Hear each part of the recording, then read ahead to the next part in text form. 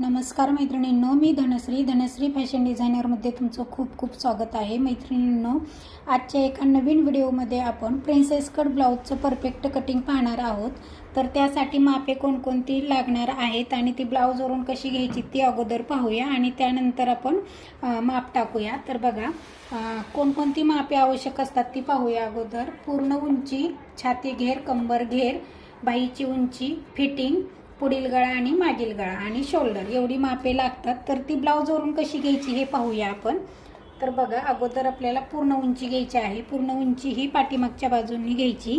Shoulder पासून tape पकडायचा।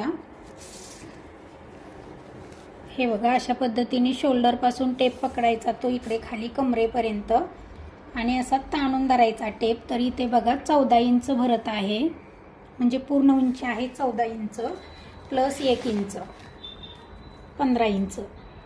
14 plus शिलाई मार्जिन 1 बरोबर 15 इंच ही पूर्ण उंची झाली। त्यानंतर छाती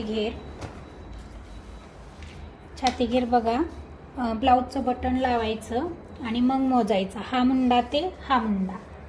तर बघा, इथे 17 इंच भरत आहे। तर आता 17च्या निम्मा भाग हा 8.5 इंच, म्हणजे छाती घेर झाला 8.5 इंच तयार। छाती घेर 8.5 इंच प्लस 2 इंच शिलाई मार्जिन बरोबर 10.5 इंच। त्यानंतर छाती घेर सुद्धा सध्या तेवढाच ठेवायचा। आता हा मेजरमेंटचा ब्लाउज आहे, तर आपल्याला मेजरमेंटचा ब्लाउजचा कंबर घेर मोजून फिटिंग करताना तो टाकायचा आहे। त्यामुळे इथे आता सध्या तरी जेवढा छाती घेर आहे तेवढाच कंबर घेर घ्यायचा आहे। त्यानंतर बाहीची उंची, बाहीची पूर्ण उंची बघा, आता या ब्लाउजची आहे 9.5 इंच, परंतु या ताईंनी आपल्याला अर्धा इंच उंची वाढवाय सांगितलेली आहे। तर किती पकडायचं, 10 इंच। 10 इंच प्लस 1 इंच शिलाई मार्जिन, बाहीची उंची 10 प्लस 1 इंच बरोबर शिलाई मार्जिन बरोबर 11 इंच। बाहीची फिटिंग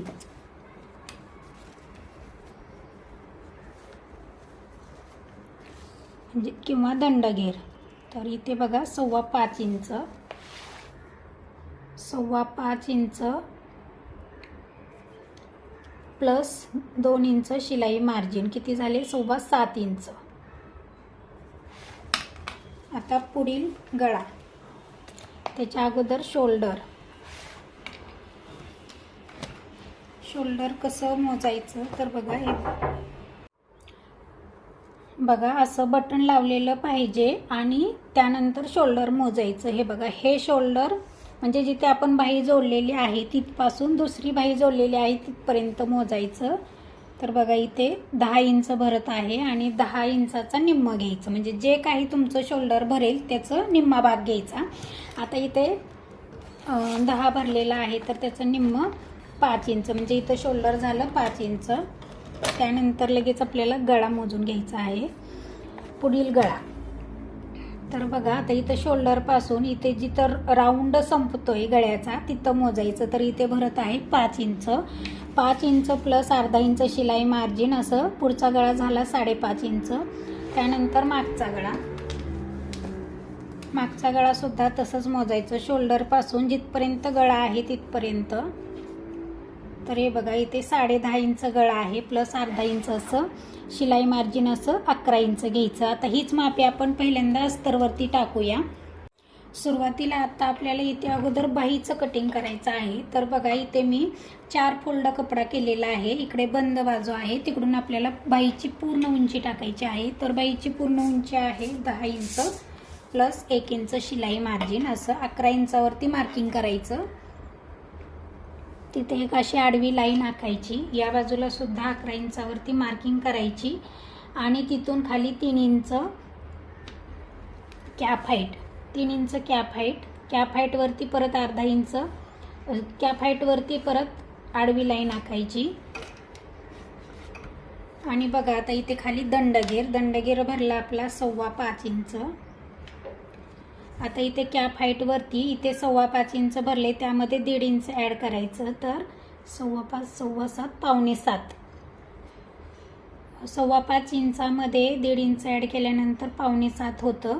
तर इथं मार्किंग केली, पावणे 7चा परत मध्य केला आणि तिथून वरती कॅप हाईटचे 3 भाग करायचे. कॅप हाईटचे 3 भाग आता 3 इंच आहे तर 1, 2 आणि 3 असे केल्याने 3 इंचाचे 3 भाग होतात.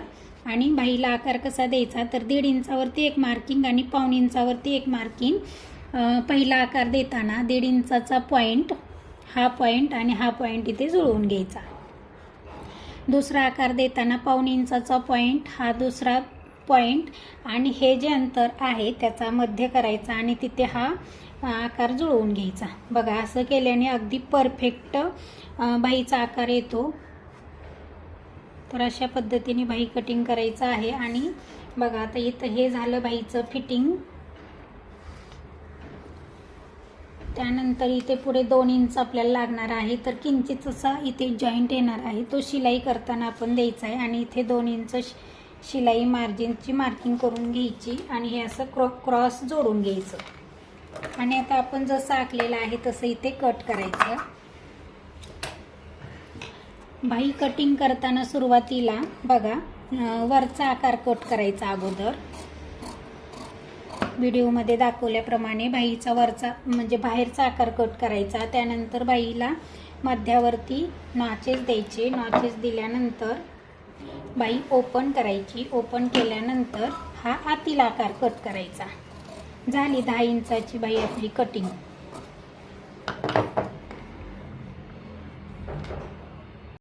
आता त्यानंतर आपल्याला पाठीमागचा भाग कट करायचा आहे. पाठीमागच्या भागाची उंची 14 इंच प्लस 1 इंच असं 15 इंचावरती मार्किंग करायचं. तिथेच अशी आडवी लाईन आखायची आणि त्यावरतीच आपल्याला इथे शोल्डर टाकायचं आहे.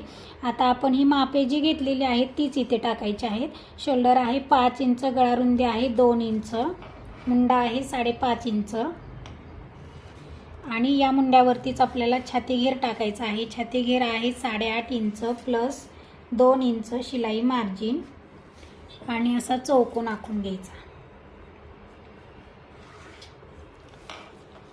त्यानंतर इथे मागच्या मुंड्याचा आकार द्यायचा.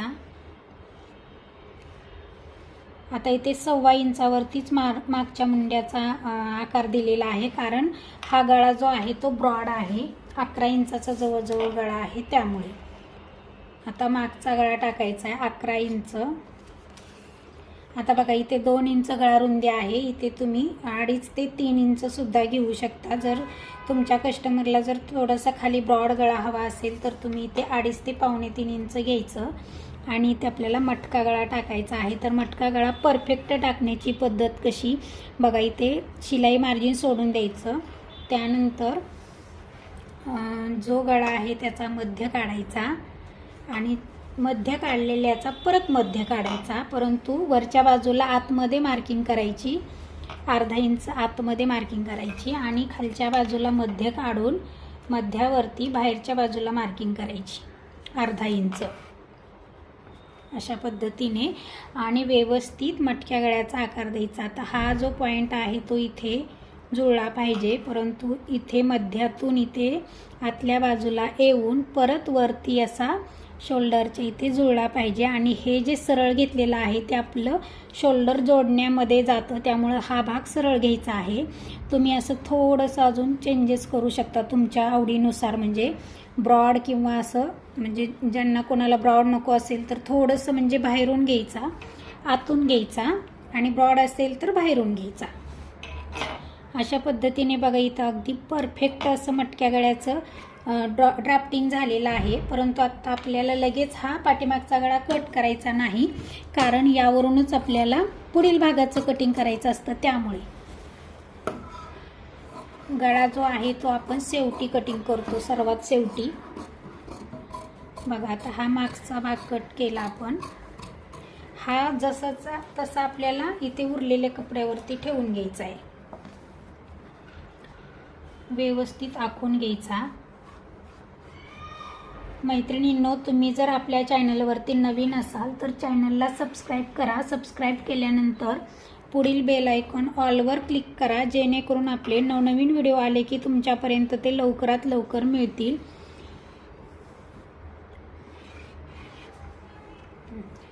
आणि आता हा भाग आपण असा काढून घ्यायचा.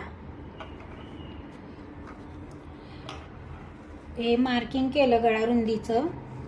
आता बघा हा मागचा शोल्डर आहे, मागचा मुंडा आहे. तर आता आपल्याला पुढील मुंडा टाकायचा आहे. तर तो जेवढा आपण मुंडा घेतला होता तेवढा आखून घ्यायचं. मागच्या मुंड्यामध्ये आणि पुढील मुंड्यामध्ये अर्धा इंचाचं अंतर असतं. त्यासाठी आपण इथे अर्धा इंचावरती मार्किंग केलं आणि फक्त असा राऊंड शेप दिला. हा झाला पुढील मुंडा. या मुंड्यावरती अशी काट मारून टाकायची. त्यानंतर आता आपल्याला गळा टाकायचा आहे. तर गळा 5 इंच आहे, 5 इंच आहे प्लस अर्धा इंच शिलाई मार्जिन. त्यामुळे आपण 5.5 इंच घेतलं आणि इथे समोर असा गोल गळा दिला. त्यानंतर बघा आता पुढील भागामध्ये चेंजेस कोणकोणते आहेत ते जरा लक्षपूर्वक बघा. बघा आता इथे मुंड्याच्या बाजूला अर्धा इंच वाढवायचं, खालच्या बाजूला 1.5 इंच वाढवायचं आणि असं क्रॉसमध्ये जोडून घ्यायचं. पुढील गळा झाला, पुढील मुंडा झाला, साईडला इथे वाढवून झालं. आता पुढील उंचीमध्ये अजून 1 इंच इथे खालच्या बाजूला वाढवून घ्यायचं. आता सगळ्यात महत्त्वाचं प्रिन्सेस कटचा आकार द्यायचा. तर प्रिन्सेस कटचा आकार देण्यासाठी बघा आता हा 8.5चं छाती घेर आहे, 8.5चा म्हणजे 34 साईजचा ब्लाऊज आहे. त्यासाठी आपण इथे 4.25 इंचावरती मार्किंग करायची आडवी आणि उभी अशी 5.5 इंचावरती मार्किंग करायची.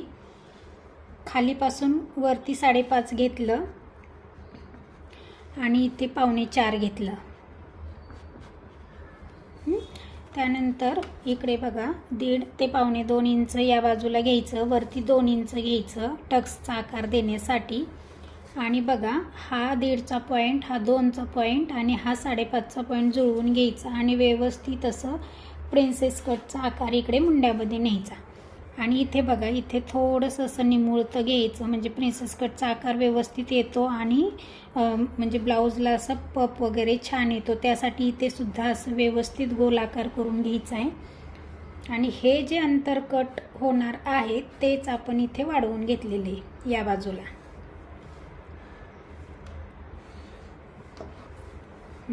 आता हा क्रॉस पट्टीवाला प्रिन्सेस कट आहे. तर क्रॉस पट्टीवाला प्रिन्सेस कटची इथे पुढे 2.5 इंच आणि इकडे बटन पट्टीकडे 2.5 इंच आणि इकडे 2 इंच अशी क्रॉस पट्टी घ्यायची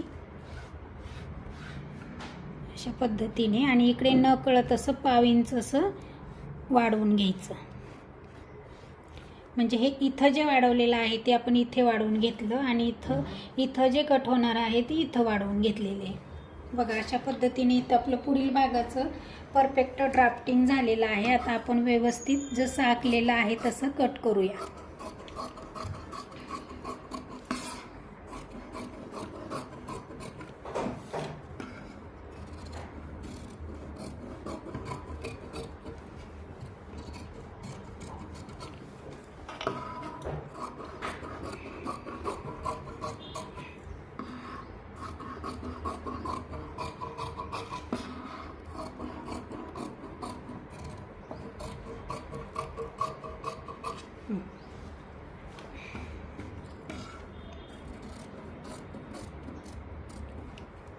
हे बघा असं इथे व्यवस्थित आपलं प्रिन्स कटचं कटिंग झालेलं आहे पुढील भागाचं. आणि त्यानंतर हे क्रॉस पट्टी.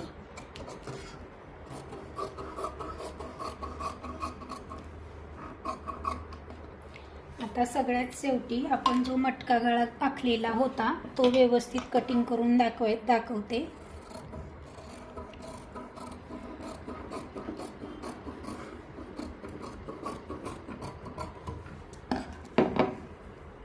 हे बघा अशा पद्धतीने इथे आपला असा व्यवस्थित मटका गळा तयार झालेला आहे. अगदी परफेक्ट असा आकार आलेला आहे. आता यावरूनच आपल्याला मेन कपड्याचं कटिंग करायचं आहे. तर आता मेन कपड्याचं कटिंग करताना सुद्धा अगोदर स्लीव्ज कट करायची. तर बघा इथे स्लीव्जला वर्क दिलेलं आहे. तर ते असं व्यवस्थित कट वर्क आहे. इथे असं कट वर्क आहे. तर ते असं व्यवस्थित कट करून घ्यायचं. अगोदर स्लीव्ज कट करून घ्यायची. त्यानंतर पुढील भागाचं सुद्धा व्यवस्थित कटिंग करून घ्यायचं. तर बघा मैत्रिणींनो, अशा पद्धतीने आपलं 34 साईज प्रिन्सेस कट ब्लाऊजचं आणि 10 इंचाच्या बाहीचं परफेक्ट कटिंग झालेलं आहे. तर व्हिडिओ आवडला तर व्हिडिओला लाईक करा, कमेंट करा आणि इतरांना शेअर करायला अजिबात विसरू नका. इथपर्यंत येऊन पूर्ण व्हिडिओ पाहिल्याबद्दल मनापासून खूप खूप धन्यवाद.